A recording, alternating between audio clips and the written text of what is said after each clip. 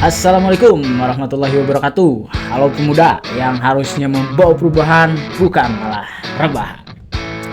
Pada kesempatan kali ini kita akan membahas kamera ini, kamera Sony A5100.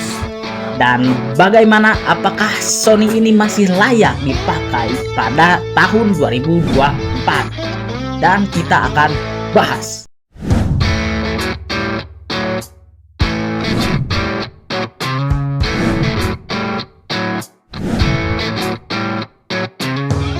Oke teman-teman, yang pertama ya, saya cuma akan menceritakan aja pengalaman memakai Sony A5100 ini.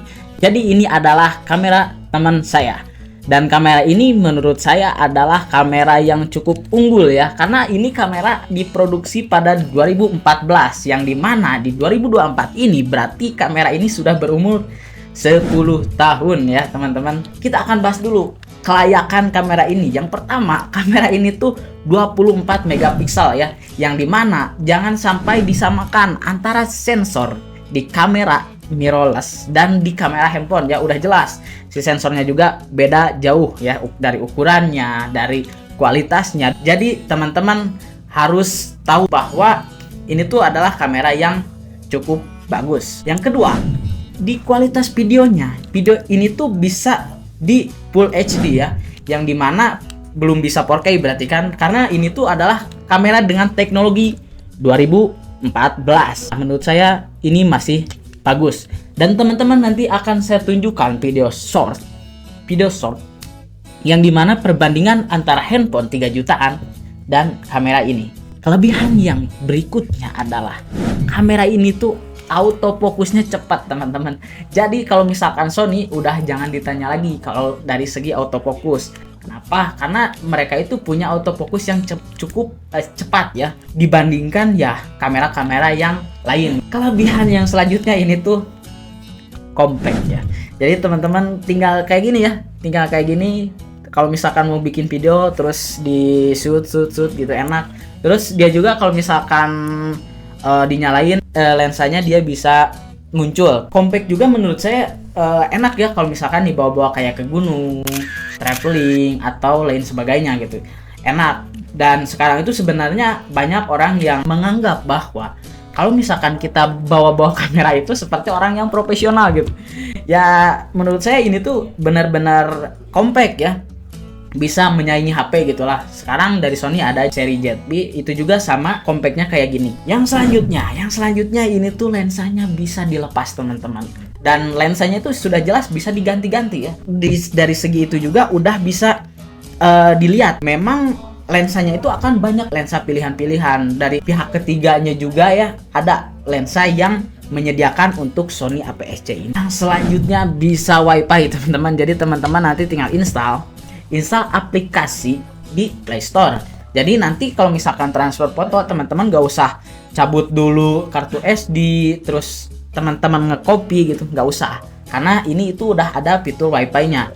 Yang selanjutnya, kamera ini tuh bisa flip screen ya. Kalau misalkan seri berikutnya yaitu A6000 atau A6000 sekian ya, A6100 itu tuh belum bisa flip screen kayak gini.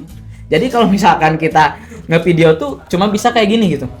Dan itu tuh menurut saya kurang menguntungkan gitu. Dan di kamera ini tuh di harga yang sekarang 4 jutaan, menurut saya itu tuh masih worth it untuk dibeli ya teman-teman. Nah itu sih kalau misalkan kelebihan menurut saya. Tapi kalau misalkan teman-teman ada yang mempunyai pengalaman tentang ini, silahkan komen ya. Misalkan kelebihannya ini silahkan komentar. Dan selain itu kita akan bahas juga kekurangannya ya, karena dari tadi kita menyebutkan kelebihan.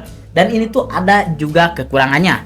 Kekurangan yang pertama, kamera ini tuh cepat overheat ya teman-teman. Jadi kalau misalkan kita dipakai untuk video gitu, mau di dalam ruangan, di luar ruangan apalagi, ini tuh suka mati tiba-tiba gitu. Sebetulnya itu tuh lebih ke proteksi Sony agar kameranya bisa awet ya. Cuman itu tuh mengganggu kita juga pada saat misalkan lagi syuting tiba-tiba mati, dan itu menurut saya menambah kekesalan kita lah, ibaratnya jadi bad mood gitu. Yang selanjutnya ini tuh gak ada hot shoe ya, yang tempat mic gitu kan.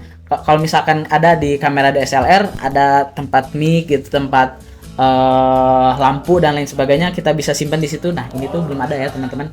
Dan kekurangan yang berikutnya, ini tuh nggak ada input mikrofon gitu ya teman-teman.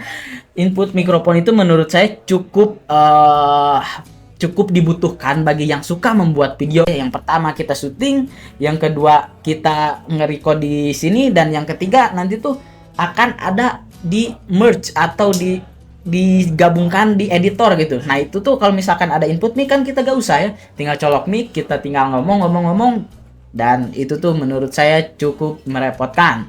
Dan yang selanjutnya, kekurangannya itu tuh tidak ada stabilizer. Jadi kalau misalkan kita ngevideo itu getar-getar teman-teman. Dan untuk kualitasnya teman-teman bisa lihat nanti ya, ini adalah kualitas dari Sony A5100.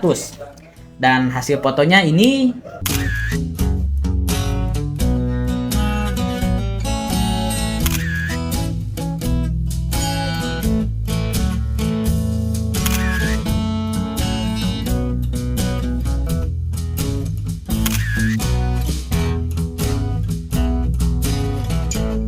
Ini kalau misalkan kita pakai di malam hari,